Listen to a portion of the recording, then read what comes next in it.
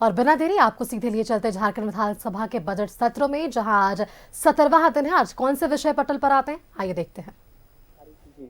इसलिए हम लोग ने इसको लिखा है प्रक्रिया दिन है अध्यक्ष महोदय, और इस पर गंभीर है सरकार, और हम लोग इसीलिए इसको आगे बढ़ा रहे हैं और आश्वस्त करते हैं माननीय सदस्य को अध्यक्ष महोदय कि ये इस राज्य में जातीय सर्वेक्षण होगा।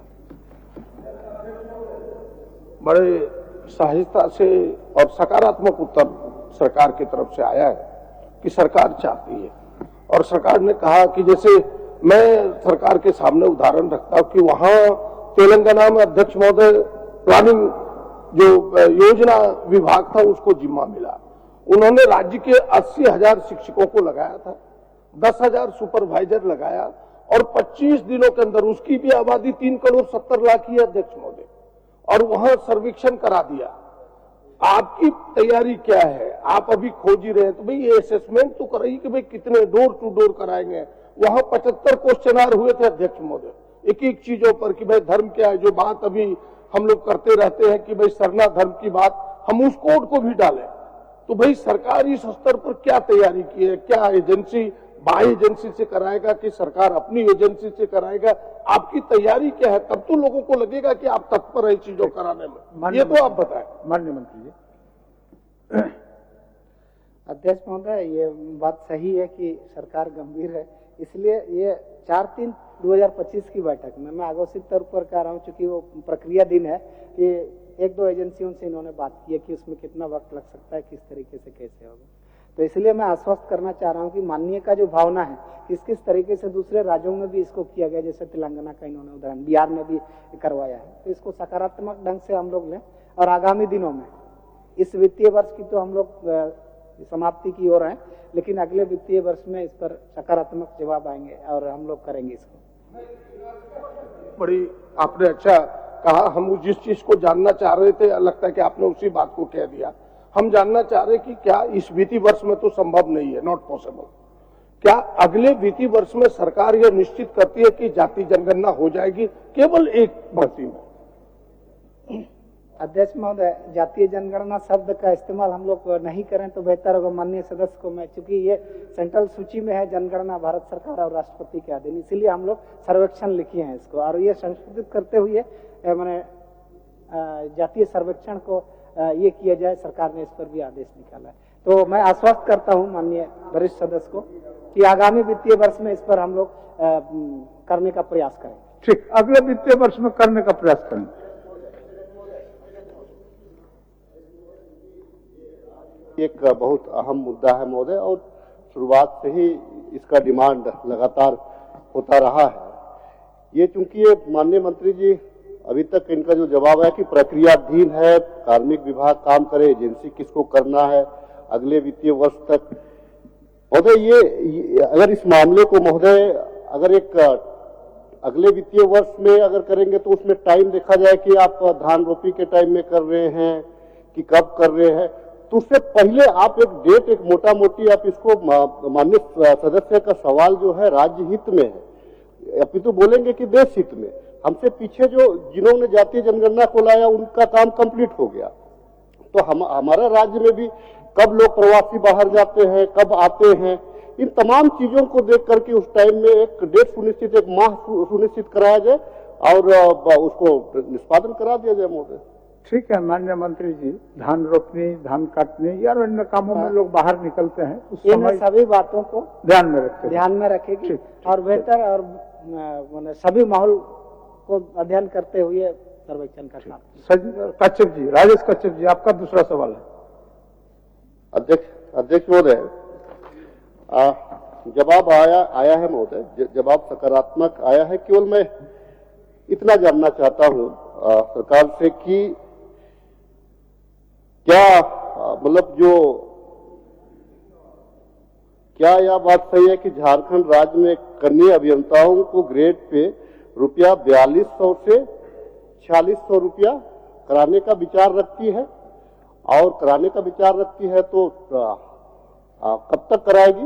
मैं सिर्फ इतना ही पूरा अपना जानना चाहता हूँ। ग्रेड पे की सवाल है। माननीय अध्यक्ष महोदय, माननीय सदस्य का प्रश्न का उत्तर बहुत स्पष्ट विभाग ने दिया है। बिहार राज्य में क्या ग्रेड पे मिल रहा है इसकी कोई आधिकारिक सूचना हमको नहीं है, और हमारा संकल्प ये कहता है कि केंद्र सरकार के समरूप मानदेय देने पर इन प्रिंसिपल हम एग्री हैं, सैद्धांतिक सहमति है। केंद्र सरकार में कनीय अभियंताओं को 4200 रुपये का ग्रेड पे दिया जाता है, मान्यवर हम लोग अपने राज्य में वही 4200 रुपये का ग्रेड पे इनको प्रदत्त कर रहे हैं। अब सवाल इस बात का है कि जब केंद्र सरकार के समरूप यह ग्रेड पे यहाँ पर कनीय अभियंताओं को दिया जा रहा है और वह भी 7th पे कमीशन के हिसाब से, तो इसमें बढ़ोतरी का सरकार के पास कोई भी प्रस्ताव विचाराधीन नहीं है। अध्यक्ष महोदय, जवाब में आया बहुत सकारात्मक जवाब है, मैं कह भी रहा हूँ कि सकारात्मक जवाब आए। प्रदेश महोदय बिहार से ही अलग हुआ महोदय, और वहाँ के जो कनीय अभियंता हैं उनको 4600 का ग्रेड पे मिल रहा है। अगर यह प्रदेश अगर बिहार प्रदेश होता तो आज उनको भी 4600 का मिलता। क्योंकि उनसे अलग हुआ है तो सिर्फ इतना है कि ये बाकी स्टेट जो वहाँ के जो कनीय अभियंताओं को जो 4600 रुपया मिल रहा है, बहुत ज्यादा संख्या नहीं है, 2500 के आसपास की संख्या है। तो मैं सरकार से सिर्फ इतना कहना चाहता हूं कि आपके पास में उदाहरण भी है, आपके पास में ठीक है, लिखित ये नहीं है, अगर आप बोलेंगे तो मैं उसकी एक सूची भी आपको। जनता पार्टी नीच सरकार जो 27 को 14 नहीं करती, 14 को 27 करके 9 शेड्यूल में जाकर पिछड़े के अधिकारों को संरक्षित करती। अब माननीय सरयू राय जी के प्रश्न पर मैं आता हूं। मान्यवर, मैंने माननीय सरयू राय जी के प्रश्न पर मैं आता हूं। मान्यवर, उन्होंने 2 स्पष्ट चीजें पूछी। उन्होंने पूछी कि कंटेम्प्ट पर सरकार का रुख क्या होगा। हमने बहुत स्पष्ट और जवाब दिया उनको कि 16 तारीख की तिथि तक, चूंकि कुछ समय हमारे पास अभी बचा हुआ है, शेष 3 जिलों का अगर ट्रिपल टेस्ट आ जाता है और हम आरक्षण रोस्टर का अनुपालन करते हुए निकाय चुनाव के उन सीटों को आरक्षित करने में कामयाब होते हैं तो निश्चित समय अवधि में हम चुनाव कराएंगे। यदि इसके बाद भी किसी कारणवश ये परिस्थितियां निर्मित हुई तो हम ऑनरेबल कोर्ट से इस बात का आग्रह करेंगे, प्रार्थना करेंगे कि ओबीसी के प्रतिनिधित्व को देखते हुए कुछ समय सरकार को और दिया जाए, जिससे उन तमाम प्रक्रियाओं को पूरा करके ओबीसी आरक्षण के तहत हम नगर पालिका के नगर निकाय के चुनाव कराएंगे। ठीक। तारांकित प्रश्न शत्रुघ्न महतो जी। तारांकित प्रश्न शत्रुघ्न महतो जी। अध्यक्ष महोदय, पूरे प्रदेश में लॉ एंड ऑर्डर की स्थिति बिगड़ने का एक बहुत बड़ा कारण है। अध्यक्ष महोदय, सरकार ने पुलिस अनुसंधान एवं विकास ब्यूरो के आंकड़ा दिया है जो 1 लाख की आबादी पर 196 पुलिस है, लेकिन भारतीय पुलिस सेवा की संसदीय समिति ने 1 लाख की आबादी पर 300 पुलिस की मानक माना है। सरकार ने खुद स्वीकार किया है कि 211 पदों में सिर्फ 157 पुलिसकर्मी है। सरकार का ही आंकड़ा माने तो राज्य में लगभग 20,000 पुलिस की कमी है। इसके अलावा बहुत संख्या में सिपाही प्रमोशन पाकर एएसआई हो गए हैं, वह पद भी खाली पड़ा हुआ है। इसके अलावा एएसआई इंस्पेक्टर भी सब पद रिक्तियां है। सरकार ने जो 4919 पद पर बहाली की बात कही है वो सिर्फ और सिर्फ कागज पर ही है। अध्यक्ष महोदय, सरकार बताए कि खाली पदों को कब तक भरेगी। पुलिस को 18 से 20 घंटा ड्यूटी करना पड़ता है, उनका दर्द सुनने वाला कौन है। आज लगातार हमारे क्षेत्र में घटनाएं घट रही है, लॉ एंड ऑर्डर की स्थिति काफी बिगड़ती जा रही है। अच्छा, उठो जान लीजिए पहले वाला प्रश्न। सरकार इसका जवाब दे। माननीय मंत्री महोदय, माननीय सदस्य की जो चिंता है कि राज्य में पुलिस बल की कमी है, जिसके चलते अपराध का ग्राफ बढ़ा हुआ है, और दूसरा उनका खंड का पूरक है महोदय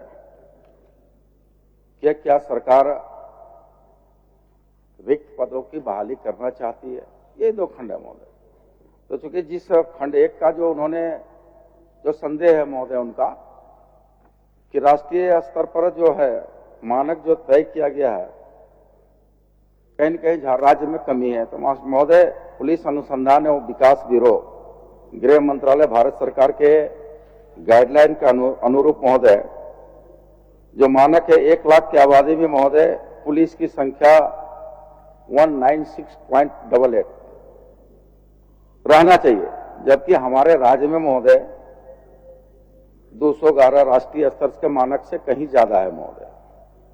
दूसरा जो उनका महोदय चिंता है कि भाई जो खाली पद है, तो निश्चित तौर पर महोदय कुल पदों के लिए, जो आरक्षी के लिए कुल 4919 पदों के लिए नियुक्ति कार्रवाई की जा रही महोदय, और कई ऐसे पद होते हैं महोदय जहां उसको इंटरनल प्रमोशन के आधार पर उसको उस जगहों को भरा जाता है। वो एक नियमित प्रक्रिया है महोदय, उस प्रक्रिया पर विभाग गंभीर है और समय समय पर उसका इंटरनल प्रमोशन हो रहा है महोदय। और जो नियुक्तियां हैं चूंकि विज्ञापन भी उसका निकल चुका है महोदय, और हम समझते हैं कि अति शीघ्र उस पर बहाली हो जाएगी महोदय। शत्रुघ्न बाबू, मेरा कहना, माननीय मंत्री महोदय, आपने कहा कि हमारे पास पुलिस बल काफी है, तो जो मानक तय किया गया है 300 पर किया गया है राष्ट्रीय स्तर के अनुसार, और आज आप देख रहे हैं कि लगातार क्षेत्र में जो घटनाएं घट रही है, सिर्फ और सिर्फ कारण क्या है, हमारे पुलिस बल कमियां। कहीं बड़ा घटना घटती है तो सारा जिला का फोर्स एक जगह आ जाती है, कोई बड़ा आयोजन होता है तो सारा फोर्स एक जगह आ जाती है।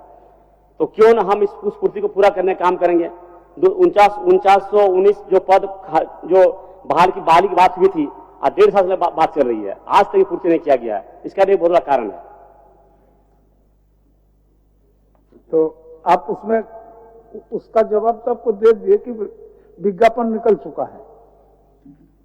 माननीय मंत्री जी ने आपको बताया कि शायद विज्ञापन निकल चुका है। तो 1.5 साल से सुन रहे हैं महोदय। आज बात है, ये बात है।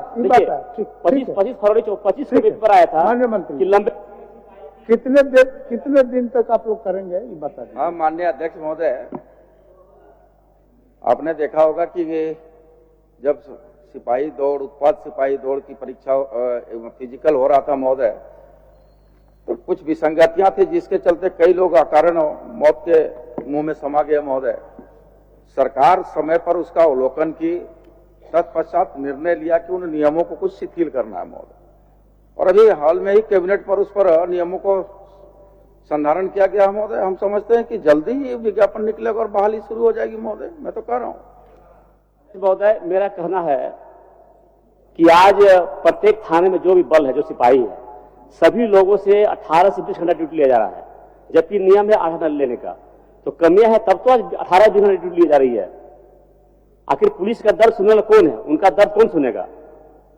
लगातार 18 से 20 घंटा ड्यूटी दे रहा क्षेत्र में, कमी है तब तो इस कमी को पूरा किया जाए। माननीय अध्यक्ष महोदय से मैं कहना चाहूंगा या मंत्री महोदय से कहना चाहूंगा, इस दूरी को कम किया जाए। जो ड्यूटी 8 घंटा नियम है, 8 घंटा मानक है, उसी पर लिया जाए। 20 घंटा ड्यूटी लिया जा रहा है। 8 घंटा ड्यूटी के बजाय अधिक ड्यूटी लिया जा रहा है महोदय। उनका उस पर चिंता है, उस पर कुछ बोलिएगा।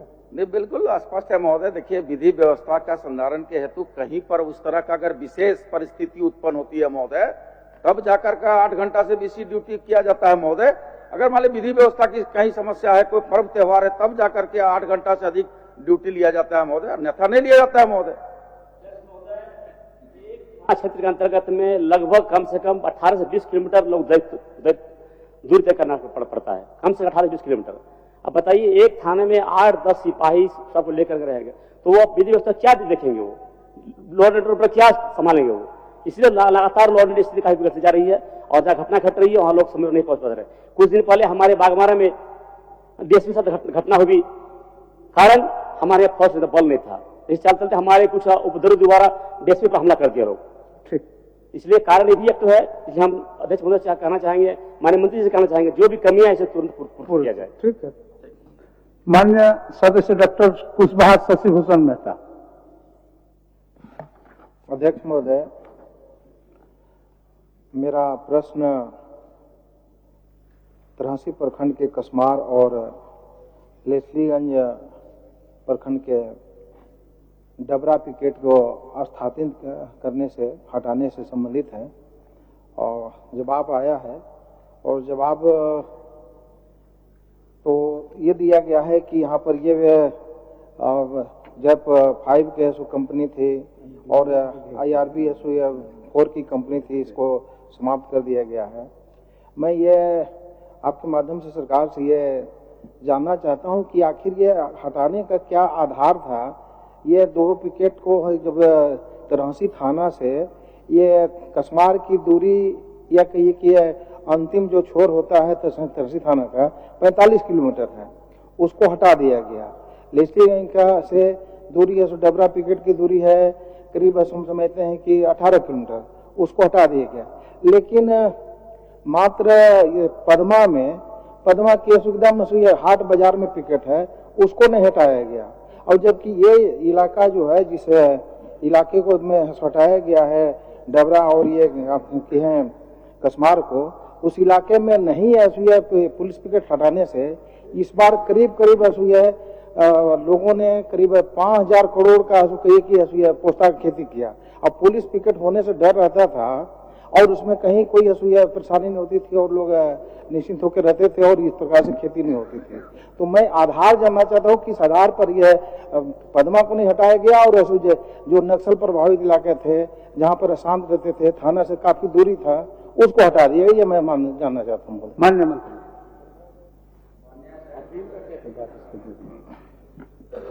माननीय सदस्य जानना क्या चाहते हैं? पूरा महोदय मैं पूरा ये पूछना चाहता हूँ महोदय कि आखिर इसका आधार क्या था इस दोनों पिकेट को हटाने का। ये एक ही थाने में एक थाना है जो मनातू थाना, मनातू में 7 पंचायत है महोदय। 7 पंचायत में मनातू थाना लेकर के 4 पिकेट और मतलब टोटल 7 पंचायत में 5 ये कहें कि पिकेट और थाना है, उसमें इसको डिस्टर्ब नहीं किया गया है। सो ये मनातू ये तरह ये को पदमा को और पदमा को न करके जो जंगली इलाका था जहां नक्सल प्रभावित इलाके थे उसको कसमार को हटा दिया गया, डबरा को हटा गया है। ये किस आधार पर किया गया, जबकि हटना चाहिए था पदमा को और इसको छोड़ देना चाहिए था, जिससे कि कानून व्यवस्था में नक्सल प्रभावित क्षेत्र भी नहीं होते और जो अन्य बन खेती बाड़ी होता तो वो भी नहीं होता, लोगों को डर रहता। और अभी हम पता लगाए थे महोदय, ये 45 किलोमीटर दूरी होने के बाद गोविंदी एक इलाका है, तरहसी से 45 किलोमीटर दूरी है तरहसी थाना से। वहां पर पुलिस को अगर कोई घटना घटती है तो जाने में कम से कम 2.5 से पौने 3 घंटा लगता है जाने में पुलिस को। ये मूवमेंट है सो नहीं कर पाता। मैंने उसको कहे हटाया गया है। हाँ, हटाना नहीं चाहिए था, क्यों हटाया गया उसको और उसको स्थापित किया। माननीय मंत्री। माननीय अध्यक्ष महोदय, आप भी समझोगे हम भी समझोगे, उनको चिंता है कि एक पुलिस पिकेट था उसको क्यों हटाया गया। यही उनकी चिंता है महोदय। देखिए महोदय, झारखंड पुलिस मुख्यालय के द्वारा और जिले के एसएसपी एसपी के समीक्षा उपरांत अगर कोई गतिविधियों को रोकने के लिए आवश्यकता होता है तो पुलिस पिकेट बनाती है महोदय, सेट बनाती है और कार्रवाई करती है महोदय। और जब लगता है कि अब गतिविधियां कम हुई है तो फिर उसको दूसरे जगह भेजा जाता है महोदय, जहां एक्टिविटी ज्यादा बढ़ा हुआ रहता है। तो सामान्य प्रक्रिया है महोदय और सामान्य प्रक्रिया के तहत उस पैकेट को बंद किया गया और केवल उस पैकेट को बंद नहीं किया गया महोदय। राज्य के इस तरह के कुल 66 पैकेट, जो कई चिंताएं भी आती है, पब्लिक कंसल्टिंग से भी चिंताएं आई है कि कोई स्कूल में पोस्ट को डाल दिया गया है, कोई पंचायत भवन में है, तो कई शिकायतें भी आती है कि भाई स्कूल बाधित है, पंचायत भवन बाधित है, सरकारी कोई भवन में वो एडजस्टमेंट है वो बाधित। इस तरह से कई आकलन मूल्यांकन करने के बाद जो राज्य मुख्यालय पुलिस मुख्यालय उस पर अग्रतर पहल करते हुए उसको आवश्यकता पड़ेगा फिर जाएगा महोदय। जब ये दोनों पिकेट को हटाया जा रहा था तो हम समझते हैं 2-3 दिनों तक ग्रामीणों ने अनिश्चितकालीन धरना दिया, बैठे रह गए पिकेट पर, आग्रह करते रह गए, पुलिस प्रशासन से एसपी साहब से बात करते रह गए। मैं भी वहां पर धरने पर गया था, ऐसे डीजीपी साहब से बात हमारी हुई, उन्होंने कहा कि मैं ऐसे भविष्य में इसको ऐसे कंटिन्यू कर दूंगा। तो मैं ये कहना चाहूंगा कि वहां की परिस्थिति ऐसी है कि उस डबरा और कसमार को कंटिन्यू करने का मुख्यमंत्री से आश्वासन चाहते हैं और ये अगर जरूरी महसूस करें, पुलिस की जरूरी है कहीं, तो पदमा को हटा दिया जाए। पदमा में कोई आवश्यकता नहीं, उसको ऐसे आप समीक्षा करवा लिया, देख लीजिए, पदमा कोई आवश्यकता नहीं है, क्योंकि एक ही यह थाना से करीब 7 किलोमीटर की दूरी पर ऑन रोड है, इसको हटा देने से कहीं कोई परेशानी नहीं थी। लेकिन ये दोनों जगह रहना चाहिए महोदय, यह मैं मंत्री महोदय से आग्रह। माननीय मंत्री जी। अध्यक्ष महोदय, निश्चित तौर पर माननीय सदस्य की जो चिंता है उसको हम लोग समीक्षा करा लेते हैं महोदय, और जहां पर आवश्यकता होगा उस दिशा में हम लोग अग्रतर पहल करेंगे महोदय। ठीक है शशि जी, एक छोटा सा मुद्दा, ये 45 किलोमीटर दूरी है आपका कसमार का, इसलिए उसको और डबरा को छोड़ दिया जाओ, अगर समीक्षा करा करके पदमा को हटा दिया। हाँ, आ गया बात आपका। माननीय सदस्य प्रदीप प्रसाद जी। अध्यक्ष महोदय, मेरा सीधा और स्पष्ट पूरक प्रश्न यह है कि माननीय प्रभारी वित्त मंत्री बताएं, अब तक केंद्र सरकार के विभिन्न विभागों को कितना उपयोगिता प्रमाण पत्र भेजना लंबित है विभिन्न योजनाओं के तहत, और उक्त में कितनी और किन किन योजनाओं के तहत केंद्र को उपयोगिता प्रमाण नहीं भेजे जाने के कारण झारखंड सरकार का फंड रोक दिया गया है। उक्त सेंट्रल फंड रुक जाने की वजह से झारखंड की कौन कौन सी योजनाएं प्रभावित हुई? माननीय मंत्री जी। मान्यवर, माननीय सदस्य का मूल प्रश्न कुछ और है और सदन में पाठ किसी और का कर रहे हैं। मैं पढ़कर सदन को और आपको अवगत करा देना चाहता हूं। माननीय सदस्य ने पूछा है कि क्या यह बात सही है कि राज्यों को दी जाने वाली विशेष सहायता योजना के तहत झारखंड को मिली राशि का उपयोगिता प्रमाण पत्र केंद्र सरकार को ससमय देने का प्रावधान है? विभाग ने बड़ा स्पष्ट उत्तर दिया है, अस्वीकारात्मक। विशेष सहायता योजना के नाम से राज्य को कोई राशि प्राप्त नहीं है, अतएव उपयोगिता प्रमाण पत्र प्रेषित किए जाने का प्रावधान नहीं है। दूसरा पूरक इन्होंने जो पूछा है मान्यवर, वह यह पूछा है कि क्या यह बात सही है कि वित्तीय वर्ष 23-24 में झारखंड सरकार को केंद्र सरकार द्वारा 5,255.14 करोड़ रुपए आवंटित किए गए हैं, जिसमें अभी तक 4,580.62 करोड़ रुपए मिल चुके हैं। सरकार का उत्तर है, scheme for special assistance to state for capital investment, जिसको सस्की भी बोलते हैं, के नाम से केंद्र सरकार के द्वारा एक दीर्घावधि ऋण दिया जाता है जिसकी अवधि 50 वर्षों की होती है। इस लॉन्ग टर्म लोन के रूप में वित्तीय वर्ष 2023-24 में राशि 4,580 करोड़ रुपए उपलब्ध कराया गया है। तीसरा प्रश्न है, क्या यह बात सही है कि हर 3 महीने में केंद्र को उपयोगिता प्रमाण पत्र भेजने का नियम है, लेकिन उपयोगिता प्रमाण पत्र लंबित रहने कारण केंद्र सरकार द्वारा अपेक्षित राशि राज्य को नहीं मिल पा रही है? मान्यवर, विभाग ने उत्तर दिया है कि सस्की के अंतर्गत वित्तीय वर्ष 23-24 में कुल 4 पार्ट में दीर्घावधि ऋण लॉन्ग टर्म लोन की राशि विमुक्त की गई थी। केंद्र सरकार के दिशा निर्देश के आलोक में 3 पार्ट से संबंधित उपयोगिता प्रमाण पत्र वर्तमान वित्तीय वर्ष में समर्पित कर दिया गया है। चतुर्थ पार्ट इस वित्तीय वर्ष की समाप्ति के पहले सप्ताह में जाने का प्रावधान है। चौथा इनका प्रश्न था कि यदि उपर्युक्त खंडों के उत्तर स्वीकारात्मक हैं तो क्या सरकार वर्तमान वित्तीय वर्ष में लंबित पड़े उक्त सभी उपयोगिता प्रमाण पत्र केंद्र सरकार को भेजने का विचार रखती है? हाँ तो कब तक, नहीं तो क्यों? सरकार का उत्तर है कि वर्तमान वित्तीय वर्ष के शेष पार्ट 1 राशि 81.47 करोड़ की विमुक्ति हेतु दिनांक 31/3/2025 तक उपयोगिता प्रमाण पत्र दिया जाना प्रावधानित है। उद्योग विभाग द्वारा इस संबंध में आवश्यक कार्रवाई की जा रही है। इसके बाद भी कोई प्रश्न अगर सदस्य पूछना चाहें तो मैं सहर्ष उत्तर दूंगा।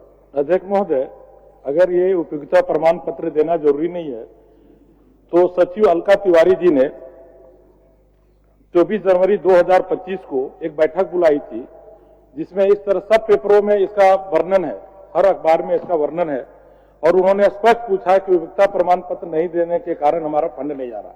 अगर सही है और मामला संवेदनशील है, राज्य का कहीं पैसा फंसता है तो राज्य का विकास प्रभावित होता है।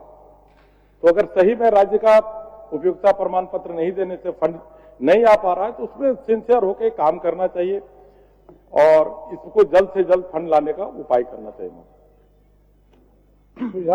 मान्यवर, बहुत स्पष्ट सरकार ने उत्तर दिया है। 81.47 करोड़ की विमुक्ति हेतु 31/3/2025 तक उपयोगिता प्रमाण पत्र दिया जाना है। मान्यवर, आज 24/3 में हम लोग बैठे हुए हैं, अभी हमारे पास 6 दिन शेष हैं और राशि कुल है 81.47 करोड़। तो सवाल इस बात का उठता है कि 81.47 करोड़ राशि के रुकने से राज्य का विकास रुक जाएगा? 15 फाइनेंस का पैसा रुका हुआ है मान्यवर, 1,36,000 करोड़ रुपया रुका हुआ है। राज्य के प्रति चिंता है तो उन राशि को तो दिलवा दें, हम लोग बेहतर परफॉर्म करेंगे। धन्यवाद माननीय। ठीक है प्रदीप जी। माननीय सदस्य कुमार उज्ज्वल, हो गया, अब इसमें कुछ बचा क्या? बचा हुआ क्या? अभी हमारे माननीय अध्यक्ष महोदय मंत्री जी बोल रहे हैं कि छोटा सा अमाउंट फंसा हुआ है। ये छोटा सा अमाउंट का मतलब नहीं है वो 1 एवं 22 श्रेणी के शहरों के लिए परिवहन भत्ता की दर क्रमशः रुपए 3600 एवं महंगाई भत्ता तथा रुपए 1800 महंगाई भत्ता का लाभ 1 फरवरी 2024 से अनुमान किया गया है। इसका उत्तर मैं स्पष्ट जानना चाहता हूं महोदय। माननीय मंत्री। माननीय सदस्य के प्रश्न का उत्तर विभाग ने स्वीकारात्मक दिया है, सरकार इस बात को स्वीकार करती है। महोदय, मेरे पास जो सूचना आई है कि परिवहन में जो है सो सबको परिवहन भत्ता दिया जा रहा है, तो जो बकाया परिवहन भत्ता है क्या उसको भी दिया जाएगा? माननीय मंत्री जी, बकाया परिवहन भत्ता, यह खंड भी सरकार ने स्वीकारात्मक प्रेषित किया है। अध्यक्ष महोदय। चलिए, माननीय सदस्य आपका सुझाव को मान लिया है। प्रदीप यादव जी। अध्यक्ष महोदय, 1 मिनट प्रदीप बोलिए। तीसरे खंड में कहा है कि सरकार के उत्तर सकारात्मक है, तो क्या सरकार और लाभ राज्य सरकार के संबंधित अल्प वेतनभोगी कर्मियों को आर्थिक 1 फरवरी 2024 के स्थान पर 1 अप्रैल 2018 से देने का, इसको उन्होंने नहीं पूछा, लेकिन माननीय सदस्य नए हैं तो निश्चित रूप से उनको बताना भी जरूरी है। भूतलक्षी प्रभाव से कोई वित्तीय लाभ के देय होने के आधार नहीं है, तो इसमें संकल्प है, अगर आप चाहेंगे तो हम आपको भेज देंगे। सरकार रेट्रोस्पेक्टिव इफेक्ट से किसी भी वित्तीय लाभ को लागू नहीं करती है, इसलिए वह प्रश्न आपका अस्वीकारात्मक है। मैं आपको गजट की कॉपी भेज दूंगा। ठीक, बैठिए माननीय प्रतिपक्ष नेता बोल रहे हैं। 1 मिनट। तो फिर इसको कैसे? बोलिए। नहीं, हम कह रहे थे कि अध्यक्ष महोदय कि मंत्री जी को सहानुभूति पूर्वक विचार करना चाहिए, क्योंकि एक तो अल्पभोगी वेतनभोगी कर्मचारी है और ये संख्या इनकी कोई बहुत अधिक नहीं है, कोई बहुत अधिक आर्थिक बोझ भी इनके ऊपर नहीं पड़ेगा। और कई एक निर्णय सरकार भूतलक्षी प्रभाव से भी करती है और सरकार को ये अधिकार है, तो इसलिए मैं कहूँगा कि मंत्री जी से आप ये जो अल्प वेतनभोगी कर्मचारी है उनके प्रति आप सहानुभूति दिखाइए। मैं इतना ही आपसे निवेदन कर रहा हूँ। नेता प्रतिपक्ष के सुझावों को सरकार ग्रहण करती है, यदि संभव होगा तो निश्चित रूप से इस विषय में बात की। माननीय सदस्य प्रदीप यादव जी। अध्यक्ष महोदय,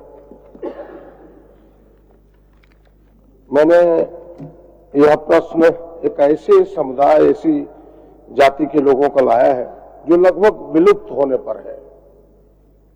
वो कादर जाति, लैया जाति उसको हम सब कहते हैं, और उसकी संख्या मैंने कुछ उदाहरण के तौर पर कुछ गांवों का नाम दिया है। आज भी मेरे क्षेत्र में दर्जनों गांव है अध्यक्ष महोदय।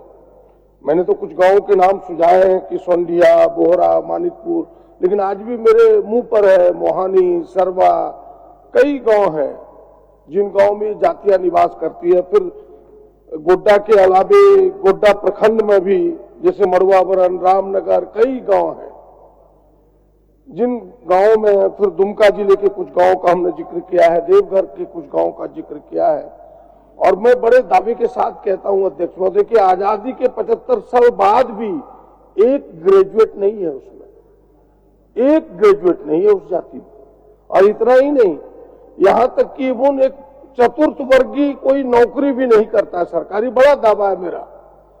तो इसके बावजूद उसकी हालत इतनी खराब है कि हैंड टू माउथ है, वो मुख्य रूप से उसका पैसा है मिट्टी काटना और खाना। और 90 से 95% लोग भूमिहीन है, किसी तरह अपना एक झोपड़ी बना के रहता है। मैंने दलित समुदाय से भी, पहाड़िया समुदाय से भी अध्यक्ष महोदय आज मैंने अखबार को जब देख रहा था तो जैसे पहाड़िया समुदाय के बारे में आज निकला है कि साहबगंज में 5 लोग मर गए दबा के बिना, तो उससे भी बदतर स्थिति में ये जाति जी रही है। तो हमने सरकार से इतना ही आग्रह किया कि भाई आप एक सर्वे करा करके, सर्वेक्षण करा करके इस जाति को कम से कम अनुसूचित जाति का दर्जा आप दें। ये मेरा आग्रह है, ये मेरा विनती है और इसीलिए इस प्रश्न को लाया हूं। और निहायत जरूरी है अध्यक्ष महोदय, ने तो वह जाति बिल्कुल विलुप्त हो जाएगा, मैं दावे के साथ कह सकता हूं, जो हमने देखा है उसको। माननीय मंत्री,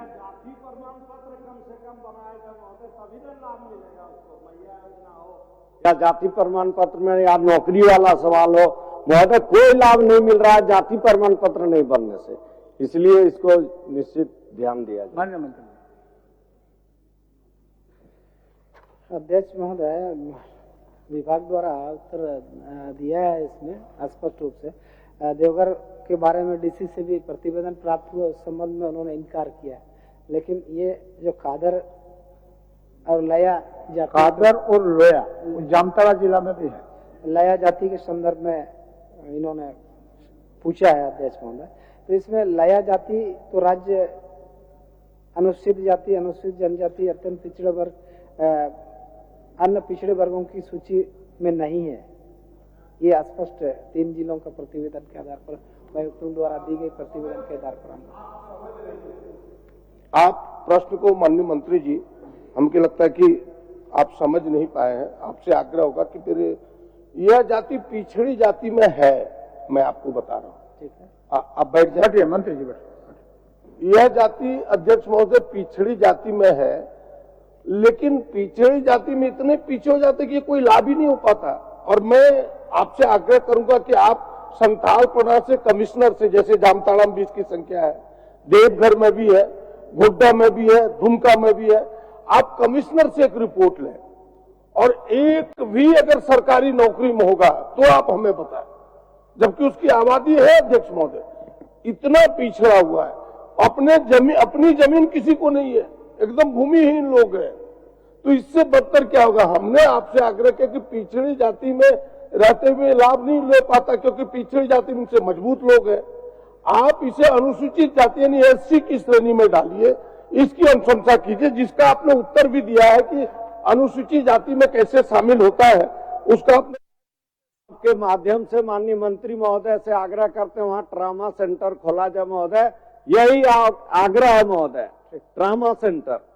चलिए माननीय मंत्री, आपका सूचना क्या है? आपने ध्यानाकर्षण अभी चल रहा है, लेकिन इतना ध्यानाकर्षण का सूचना है महोदय कि काफी लंबा है, इसलिए आपसे आग्रह होगा महोदय एक दिन विशेष फिर एक आध घंटा देखते हैं मतलब देखते हैं। माननीय सदस्य श्री जनार्दन पासवान जी, बोलिए। महोदय, आयुष्मान के अंतर्गत लोगों का डायलिसिस होता है। पहले एक बार में 12 रजिस्ट्रेशन हो जाता था, 12 बार डायलिसिस करा सकते हैं। भारत सरकार ने इधर चेंज कर दिया है अपने नियम में।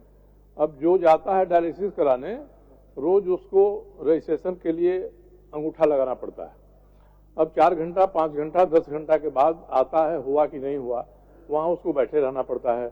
इस बीच में अस्पताल वाले कहते हैं जल्दी कराना है तो पैसा दे दिए, हम डायलिसिस कर सकते हैं, कर देते हैं। राज्य की सरकार को चाहिए कि इसके बारे में भारत सरकार से बात करे कि पहले जैसा आप कर दीजिए कि एक बार में 12 लॉट मिल जाता था, रजिस्ट्रेशन 12 हो जाता था और डायलिसिस लोग 12 बार कराते थे। इससे बड़ी असुविधा हो रही है और एक बार अस्पताल अगर पैसा ले लेता है और शाम तक रजिस्ट्रेशन आ भी जाता है तो फिर पैसा लौटाते नहीं है ये लोग।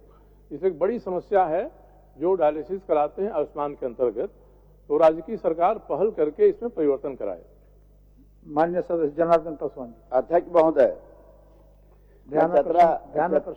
जी अध्यक्ष महोदय, मैं आपके माध्यम से माननीय राजस्व मंत्री जी से मैं जानना चाहता हूं कि वास्तव में ये एक अति महत्वपूर्ण सवाल हमारा महोदय, चतरा शहर के एकदम बगल में हरजीवन तालाब है जिसमें 13 एकड़ 60.5 डिसमिल जमीन महोदय है और 13 एकड़ 60.5 डिसमिल के जिस तरह से लोग पेपर, जाली पेपर बना के 2 आदमी न्यायालय गए, दोनों के पास कोई पेपर नहीं था। जाली पेपर, जाली खतियान के आधार पर एक कहना था कि मैं नीलाम ले लिया। भाई नीलाम बाद नंबर होता है, ऐसा नहीं कोई भी रजिस्टर तरह होता है महोदय। मैं सरकार से जानना, बस इतना ही मैं जानना चाहता हूं, यह जमीन के रेट करीब करीब 400 करोड़ के है। यह सरकारी जमीन है। ऐसे जमीन के बंदोबस्ती करा के भू माफियाओं के द्वारा जिस तरह से कब्जा कर लिया गया महोदय, में 40 लाख रुपए तक इकट्ठा बिक रहा है महोदय, जाली पेपर के आधार पर। और महोदय चतरा के तृतीय श्रेणी के न्यायालय में जो फैसला दिया, वो भी माने कि हमारा अंतिम फैसला नहीं है, ये हाई कोर्ट के निर्णय के बाद पर इसमें कुछ होगा। फिर किया क्या कि वो अनुमंडल पदाधिकारी के यहाँ रिपोर्ट जैसे तैसे बनवा के रसीद महोदय कुछ जमीन के कटवाया ही लोग। लेकिन हमारा मानना है माननीय मंत्री जी से हमारा व्यक्तिगत और हमें उम्मीद है, ये चूंकि हमारा जमीन नहीं है, ये जमीन सरकार की जमीन है। जिस तरह से जाली पेपर बनाया है, मैं आपके माध्यम से महोदय, ये बहुत अति महत्वपूर्ण सवाल है। हमको लगता है कि निश्चित तौर पे उस भूमाफियाओं से जरूर कब्जा कराने के विचार माननीय मंत्री जी रखेंगे। कब्जा मुक्त या कब्जा मुक्त कराना है महोदय, कब्जा कर लिया है उन्होंने और 40 लाख रुपए इकट्ठा बिक रहा है महोदय। चलिए अध्यक्ष महोदय, माननीय सदस्य को जो बात की चिंता है कि फांसी तालाब, जिसमें पहले हमारे स्वतंत्रता सेनानियों को अंग्रेजों ने फांसी लगाया था और फांसी तालाब के नाम से ही फेमस है। वहाँ 13 एकड़ जमीन जिसमें गलत ढंग से लोग ऑक्युपाई कर रहे हैं और उसको बेच रहे हैं, यही माननीय सदस्य का सवाल है। और इसमें हम लोग ने स्पष्ट जवाब दिया अध्यक्ष महोदय, इसमें कोर्ट का भी मामला है। तो इसीलिए जवाब में हम लोग दिए हैं कि 15 दिन के अंदर इस पर जांच करके अग्रतर कार्रवाई इस पर हम लोग करेंगे सीओ के स्तर से। और एक बात हम माननीय सदस्य को आश्वस्त करना चाहेंगे, क्योंकि स्वतंत्रता सेनानियों का सवाल है, फांसी तालाब के नाम से वो फेमस है। और 26 जनवरी 15 अगस्त को भी जैसे हम लोग ने रिपोर्ट लिया है कि वहाँ पर श्रद्धांजलि सभा वगैरह कार्यक्रम होता है। माननीय सदस्य को मैं आग्रह करूंगा कि हमारे कल्याण विभाग में शहीद ग्राम योजना है, उस पर यदि आग्रह करेंगे तो शहीद ग्राम योजना के नाम से वहाँ विकास का भी स्थितियां होगी। और जो इंक्रोचमेंट हो रहा है, जो लोग गलत ढंग से ऑक्युपाई कर रहे हैं, उसके लिए हमने लिखा है कि जांच उपरांत उस पर कार्रवाई करेंगे। 15 दिन का हमने समय दिया है। ठीक है, माननीय मंत्री जी के उत्तर स्वीकार करता हूं, एकदम बिल्कुल सही उत्तर दिए हैं। लेकिन हमारा उसमें एक सुझाव है महोदय कि 13 एकड़ 60.5 डिसमिल जो जमीन है वो करीब करीब कब्जा कर लिया है। ये कब्जा को मुक्त करा दें, उन कब्जा भूमाफियाओं से मुक्त करा करके हमारा आग्रह है कि उसको आप बाउंड्री करा दीजिए, जमीन सेफ हो जाए, सरकार की जमीन है। और 400 करोड़ से ऊपर की जमीन महोदय आकलन करवाइए, कमेटी बनवाइए। ये 400 करोड़ के घोटाला होने जा रहा है मान्य, और कहीं न कहीं उसका संरक्षण है। इसलिए महोदय आपके माध्यम से हमें पूरा भरोसा है कि माननीय मंत्री जी जिस निश्चित तौर पर जांच कराएंगे तो बोले हैं। लेकिन हमारा कहना है 13 एकड़ के बाउंड्री कराया जाए महोदय। मेरे पास भी आदमी आते महोदय की 10 कट्ठा ले लीजिए, हम लेकिन चतरा मेरा भाड़ा पर घर रहता हूँ महोदय, मैं भाड़ा घर में रहता हूँ। लेकिन मेरा आग्रह है महोदय कि इसको जांच करा के भू माफिया से मुक्त कराइए और दोषी अधिकारी पर कार्रवाई करवाइए महोदय। नादिर अली और जयमंगल पांडे जी वहां पर स्वतंत्रता से लड़ाई लड़ रहे थे। सैकड़ों लोगों के अंग्रेजों ने आम के पेड़ है महोदय हरजीवन तालाब पर, वो तो फांसी पर लटका दिया महोदय और सबको फांसी दे दिया गया था। वो शमशान घाट से नाम जाना जाता है महोदय। ये बहुत महत्वपूर्ण, अति महत्वपूर्ण महोदय।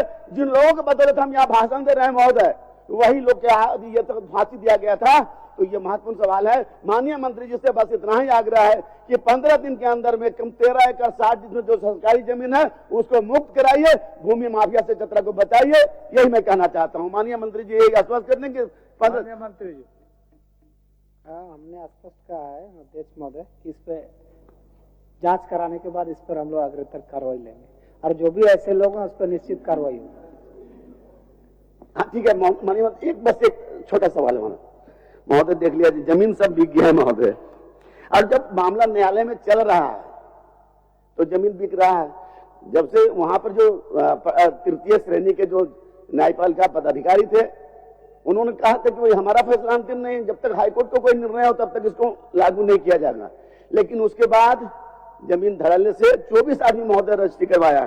कहिएगा तो मैं पढ़ भी दूंगा, रिपोर्ट आया है सरकारी जो आपको पढ़ना नहीं है, मंत्री जी को आप करा दीजिए, उपलब्ध करा। हाँ माननीय अध्यक्ष महोदय, आपके माध्यम से बहुत उत्तर माननीय मंत्री जी को मैं धन्यवाद देता हूं, लेकिन वो हमारा जमीन है, सरकार की जमीन है, आपकी जमीन है, वैसे जमीन को मुक्त कराइए। हमारा यही बार बार आग्रह है कि भूमि माफिया से चतरा को बचाइए। बहुत उसलग हो रहा है, लेकिन मेरे पास कहा कि जो जिन लोगों के बदौलत आज हम भाषण दे रहे हैं महोदय, उन्हीं के बदौलत में भाषण ना दे रही। और जय मंगल पांडे जी के ये शहादत स्थली था, शमशान घाट था, उसको बचाइए। अब पूरा जंगल लगा हो तो महोदय, पूरा जंगल झाड़ी अभी भी लगा है, सब ढा दिया, बराबर कर दिया है। लेकिन हमारा व्यक्तिगत तौर पर आग्रह है माननीय मंत्री जी कि इसको मुक्त कराइए और बाउंड्री करा दिए, बस बाउंड्री कराइए, सरकार की जमीन अधिग्रहण कर लीजिए। धन्यवाद। जब हाथ पेंडिंग था महोदय, तो नियम के अनुसार उसको रजिस्ट्रेशन नहीं होना चाहिए था। तो जिन अधिकारी, जिन कर्मचारियों जो संदिग्ध था इसमें, अनुचित ढंग से जिन लोगों ने इसको रजिस्ट्रेशन करवाया है, उस पर कानूनी कार्रवाई होनी चाहिए महोदय, मेरा यही सुझाव है। माननीय मंत्री जी अंतिम बता दीजिए, एक लाइन में बोल दीजिए। अध्यक्ष महोदय, इस पे उनकी भावना को हम लोग कदर करते हैं और इस पे निश्चित तौर पर सरकार कार्रवाई करेगी। श्रीमती रागिनी सिंह,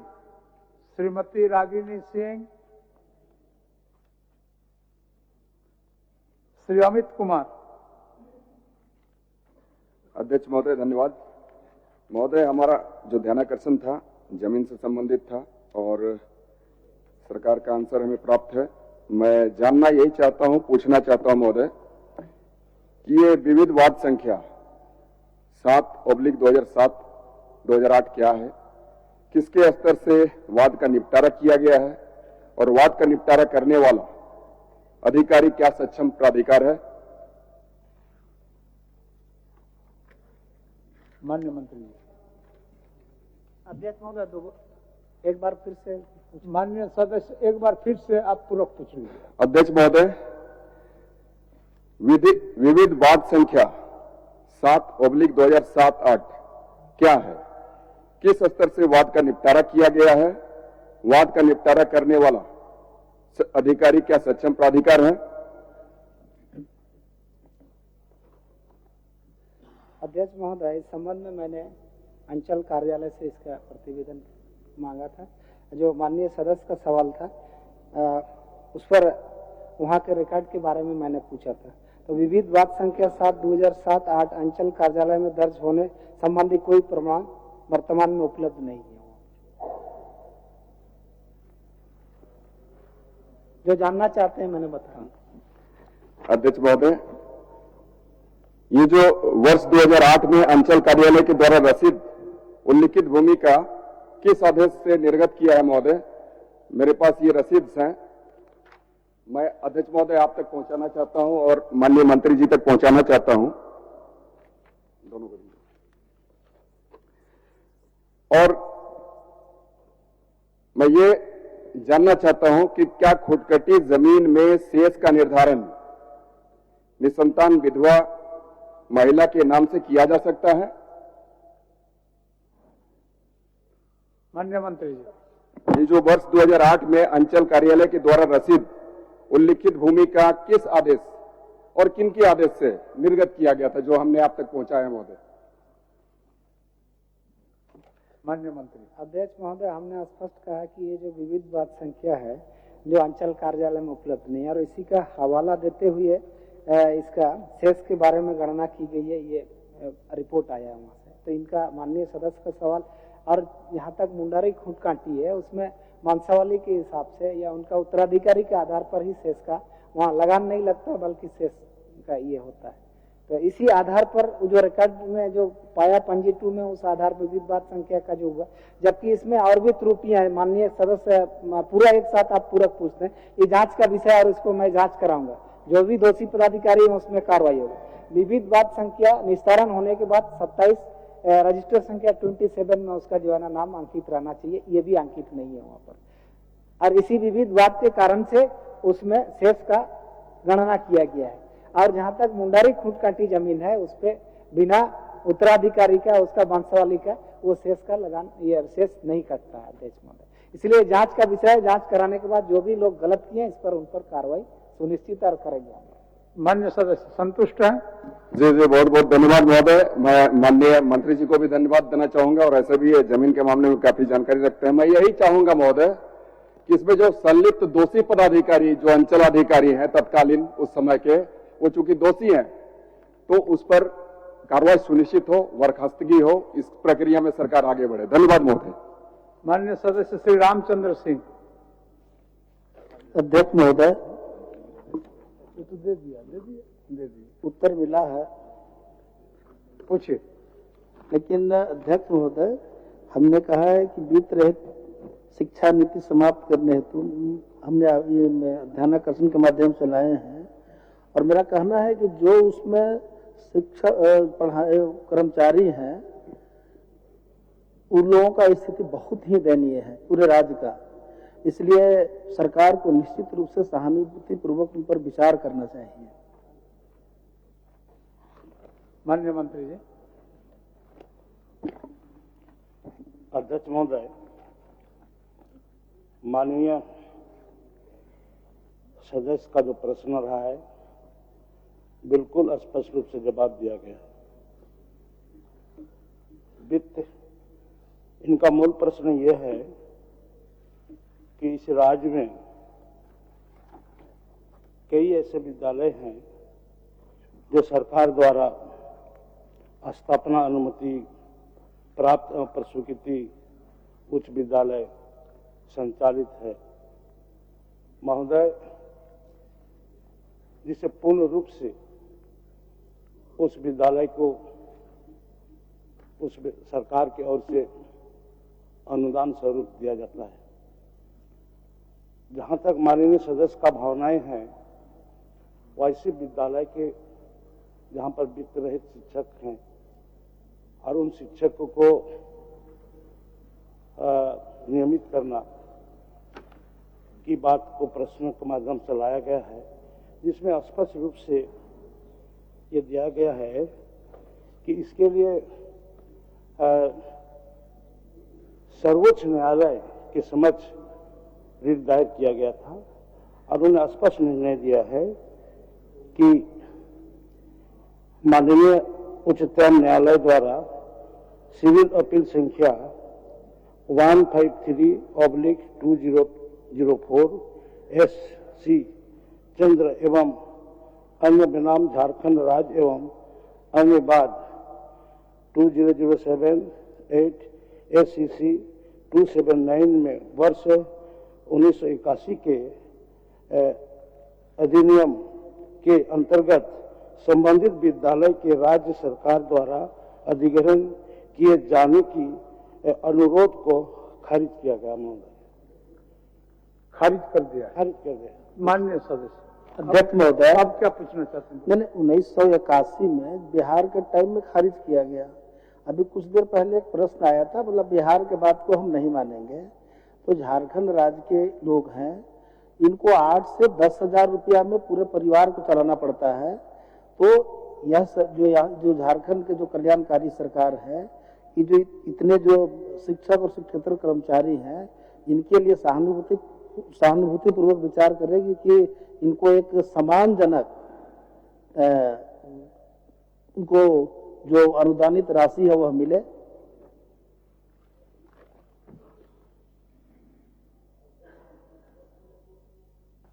नीतिगत विचार लेने की जरूरत है। अनुदान पर विचार किया जा सकता है। नीतिगत भी है और कानूनी सलाह भी। दोनों लेने के बाद ही हमको लगता है इसका निपटारा हो। माननीय सदस्य, ये तो सरकार, हम आपके माध्यम से आग्रह करना चाहते हैं माननीय मंत्री जी से, इसको जितना जल्दी हो सके नीतिगत अपना जो सलाह लेना है ले लें। ठीक। अब माननीय सदस्य मोहम्मद ताजुद्दीन।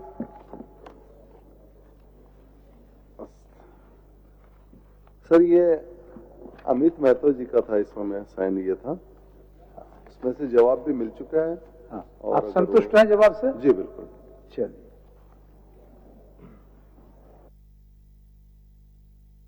मनोज कुमार यादव जी। अब नहीं होगा, वैसे नहीं होता है। आपका नाम पुकारा गया, आप ध्यान आकर्षण डाले हैं, ध्यान आकर्षण का सूची आपके पास गया हुआ है, आपको नहीं बोल रहा है, रागिनी जी हाथ उठा रहे हैं और फिर रागिनी जी ध्यान जब नाम पुकारा गया आसन से तो उसी समय एब्सेंट हो गए। अब हम क्या करें बोलिए? बच्चे देखते हैं, दूसरे दिन देखते हैं। चलिए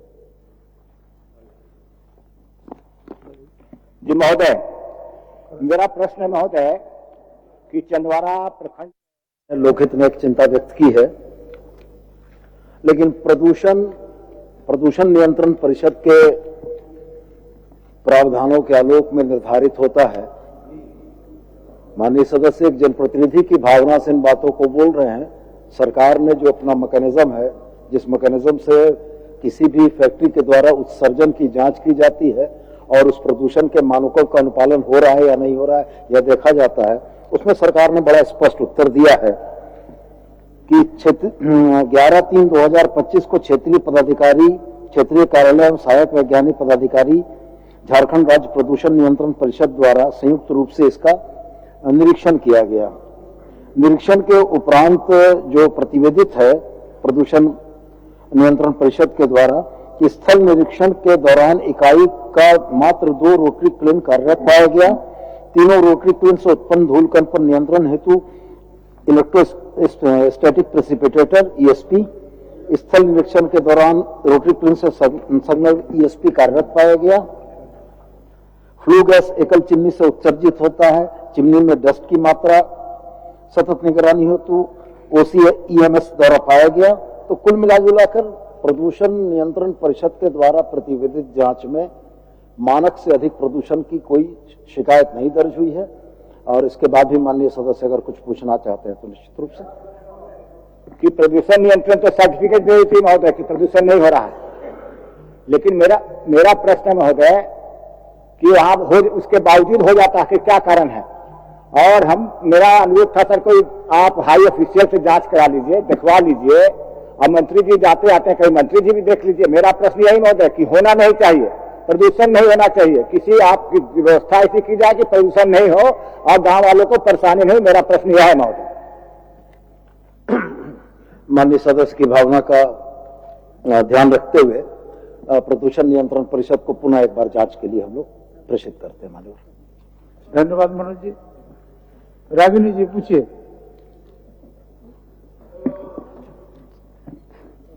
मैं क्षमा चाहती हूँ अध्यक्ष महोदय, क्योंकि बाहर में बहुत सारे लोग जाम में थे तो हमारी गाड़ी नहीं आई। ठीक है, चलिए। पहली बार है, महिला है, इतना तो अधिकार आपका बनता ही है। चलिए। अध्यक्ष महोदय, धनबाद जिला सहित पूरे राज्य के प्राइवेट स्कूलों में यही हाल है। कोई भी निजी विद्यालय में चले जाइए, सबका यही हाल है। एक और माँ बाप का सपना है अपने बच्चों को अच्छी शिक्षा दूं, लेकिन इन प्राइवेट स्कूलों के मनमानी रवैया के कारण माँ बाप का सपना टूट रहा है। अध्यक्ष महोदय, एडमिशन के नाम पर मोटी रकम वसूलने के बाद भी हर साल एडमिशन के नाम पर 15 से 20 हजार सभी बच्चों से वसूली जा रही है, जो अभिभावकों पर आर्थिक बोझ पड़ रहा है। महोदय, इन प्राइवेट स्कूलों के मनमानी तो देखिए, बच्चों को किताब, कॉपी, स्कूल ड्रेस, जूता इन मनपसंद दुकानों से या कहिए तो इनके द्वारा अधिकृत विक्रेताओं के एजेंसी से ही लेना पड़ता है, जिससे विक्रेता मनमानी दाम लेता है, जिसका एक हिस्सा स्कूल प्रबंधन को भी मिलता है। महोदय, मैं चाहूंगी कि प्राइवेट स्कूलों पर सरकार एक नियम निर्धारित करे एवं सरकार का नियंत्रण हो सके, जिससे प्राइवेट स्कूल अपनी मनमानी ना करे और इससे सबको अभिभावक पर आर्थिक बोझ ना पड़े। माननीय मंत्री जी। अध्यक्ष महोदय, माननीय सदस्य का जो प्रश्न है ये धनबाद जिले सहित पूरे राज्य में निजी विद्यालय प्रबंधन द्वारा मनमानी ढंग से कार्य करने का प्रश्न को सामने लाया गया। अध्यक्ष महोदय, इस संबंध में सभी विद्यालय में शुल्क समिति का गठन किया गया है, जिस पर उस विद्यालय में पढ़ने वाला छात्र छात्राओं का माता पिता और उस विद्यालय के शिक्षक शिक्षिकाओं की कमेटी गठित किया गया है, जिस पर उस विद्यालय की सभी कार्यकलाप, चाहे फीस वृद्धि हो, चाहे किसी तरह की अनियमितता हो, उसको निगरानी करने के लिए एक कमेटी गठित की गई है। और उसके बावजूद भी अगर उस विद्यालय मनमानी करती है तो जिला स्तर में उपायुक्त की अध्यक्षता में एक कमेटी गठित है, जिस पर उस कमेटी में कई पदाधिकारी, सरकार के और कई पदाधिकारी एवं स्थानीय संसद और स्थानीय विधायक भी उस कमेटी में को सम्मिलित किया गया है। और उस कमेटी के माध्यम से यदि इस तरह का बात आती है शुल्क वृद्धि का, इसमें क्वेश्चन मैं उनका सम्मान करती हूँ, लेकिन इससे हमको लगता है कि इस पे जांच बैठाने की जरूरत है। री एडमिशन के नाम पर पेरेंट्स से खून चूसा जाता है और मध्यम वर्ग के लोग एकदम परेशान है इससे अध्यक्ष महोदय, और लगातार इसका हम लोग के पास कंप्लेन आता है और मुझे लगता है कि इस पे ध्यान देने की जरूरत है अध्यक्ष महोदय। और सेम इसी का 2 पार्ट बता रहे हैं, प्राइवेट अस्पतालों का हाल है, डबल बिल आता है, लोग खून चूसने का भी है, उसमें भी हम चाहेंगे माननीय स्वास्थ्य मंत्री जी का कि इस पे भी आप हस्ताक्षरी आप लोग कोई नहीं है, इस पे भी अध्यक्ष महोदय आप हस्ताक्षरी नहीं है। अगर अस्पताल में चले जाइए तो अस्पताल में ही दवा बोलने दीजिए, उनको बोलने दीजिए, प्रश्नकर्ता को थोड़ा हाँ ठीक है, आपका हस्तक्षेप है, थोड़ा उनको संतुष्ट होने दीजिए, संतुष्ट होने दीजिए। बोलिए बोलिए बोलिए आप बोलने दीजिए, हमारे गार्जियन है। मैं उनके तरफ से बोल रहा हूँ। ये प्रश्न जो लाया गया, माननीय सुन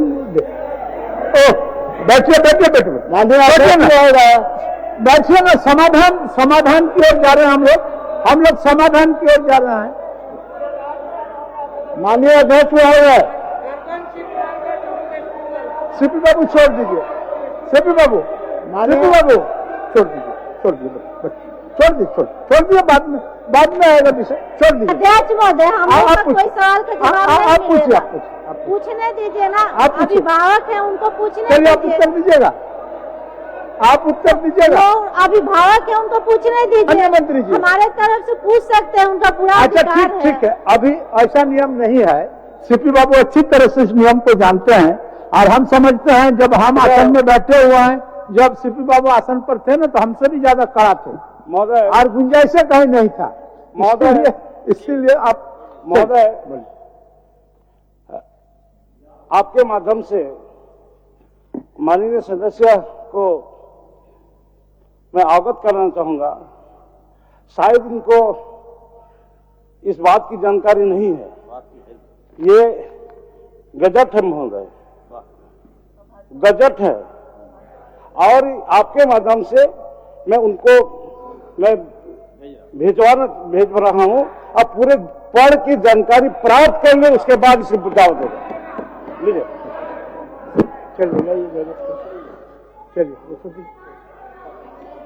छोड़ दीजिए, इसका जांच करवा लिया जाए, हम चाहेंगे। चलिए, अब सूचना में माननीय सदस्य ने मुझे कहा बोलने के लिए, तब मैं खड़ा हुआ हूँ अध्यक्ष महोदय। मेरा अब जब प्रश्न का पटाक्षेप हो गया, तो फिर उस पर अनावश्यक चर्चा करके फायदा नहीं है। अब माननीय सदस्य को संतुष्ट करने के लिए माननीय मंत्री जी गजट भेज दिए, और बेहतर होगा आप भी पढ़ लीजिए, उनको भी पढ़ने दीजिए। चलिए मंत्री प्रभारी मंत्रिमंडल सचिवालय एवं निगरानी विभाग, मंत्री प्रभारी मंत्रिमंडल सचिवालय एवं निगरानी विभाग। मैं प्रस्ताव करता हूं कि मंत्रिमंडल सचिवालय एवं निगरानी विभाग, मंत्रिमंडल सचिवालय एवं समन्वय प्रभाग के संबंध में 31 मार्च 2026 को समाप्त होने वाले वर्ष के भीतर भुगतान के दौरान जो व्यय होगा उसकी पूर्ति के लिए 92,37,42,000 रुपए से अधिक राशि प्रदान की जाए। यह प्रस्ताव राज्यपाल की सिफारिश से किया गया है। इस मांग से संबंधित जो कटौती के प्रस्ताव प्राप्त हुए हैं उनमें श्री नवीन जायसवाल 100 के कटौती प्रस्ताव क्रमांक 57 व्यापक है। माननीय सदस्य श्री नवीन जायसवाल अपना कटौती प्रस्ताव प्रस्तुत करें। मैं मांग करता हूं कि उक्त शीर्षक की मांग 10।